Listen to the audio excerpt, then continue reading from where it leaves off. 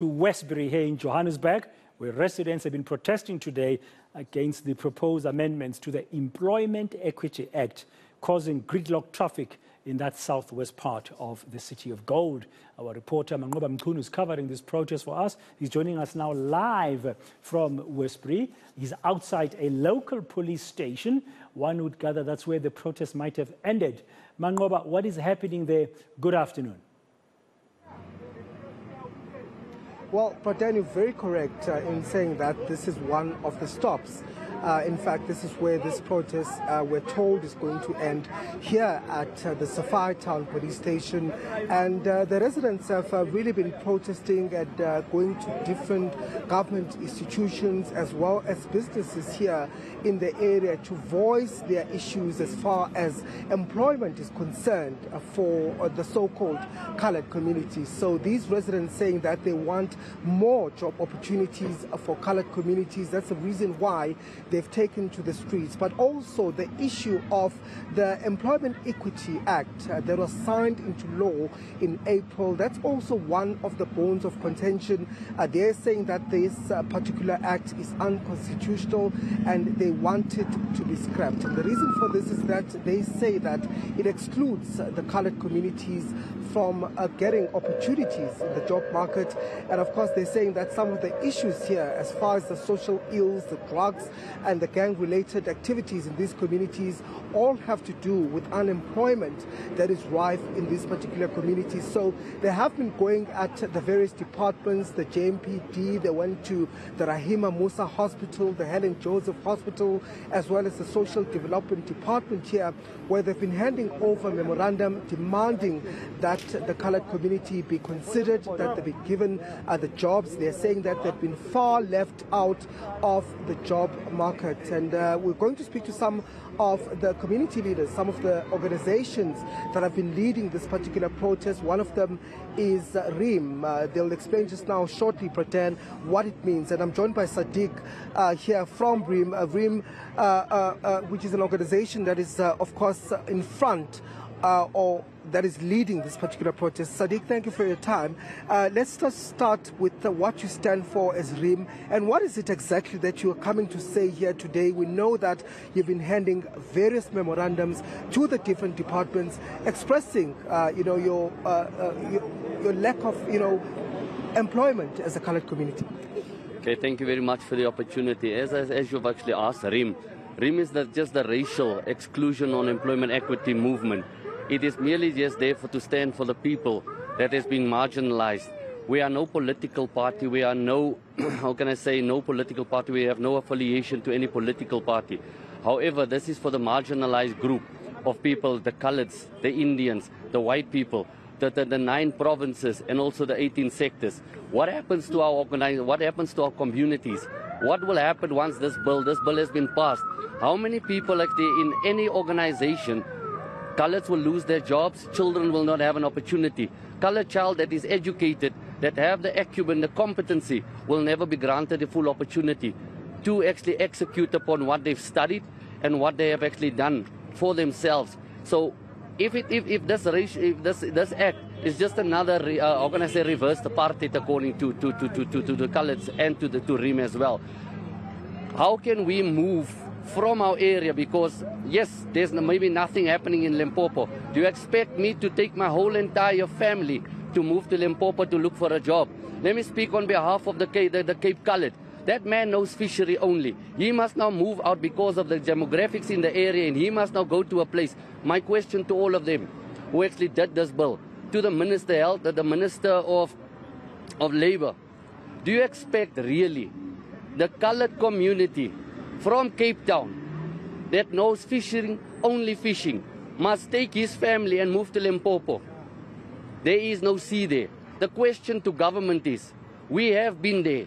We have been there through the tranches and everything during apartheid as well, singing Senzanani alongside each other, where we were oppressed by the very same apartheid government.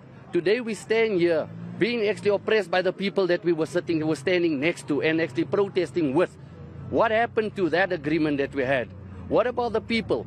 What about our people? We want to add to this economy as well from every angle. But the opportunities given to our people with this act, there is absolutely no opportunity.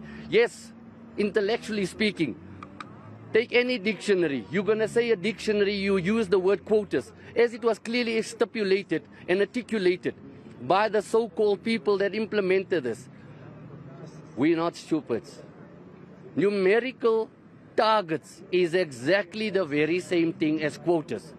5-year targets, there will definitely not be any qualified, competent person with the skills, the knowledge, as well as the attitude within organizations, because the white man must go out, the colored must go out, the Indian must go out. So the question is this not our Mzansi?